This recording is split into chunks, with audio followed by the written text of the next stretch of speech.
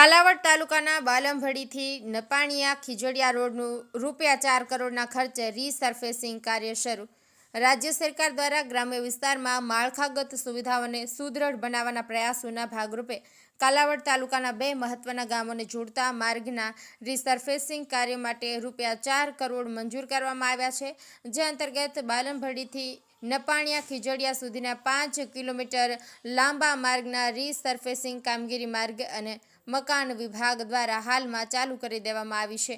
આ અંગે માર્ગ અને મકાન વિભાગ જામનગરના કાર્યપાલક ઇજનેર વિજય ગૌસ્વામીએ જણાવ્યું છે કે બાલમભડી તેમજ નપાણીયા ખીજડીયા ગામને કાલાવડ તાલુકા મથક સાથે જોડતા આ માર્ગ પરથી મોટી સંખ્યામાં ગ્રામજનો અને ખેડૂતોની અવરજવર રહે છે। ટૂંક સમયમાં જ આ રીસર્ફેસિંગ કામગીરી પૂર્ણ થવાથી આસપાસના ગ્રામજનોને વાહન વ્યવહારમાં ખૂબ જ અનુકૂળતા રહેશે। સરળ અને મજબૂત માર્ગ મળવાથી ખેડૂતોને પોતાના પાકને બજાર સુધી પહોંચાડવામાં પણ સરળતા થશે, તેમજ સમય અને ઈંધણની બચત થશે।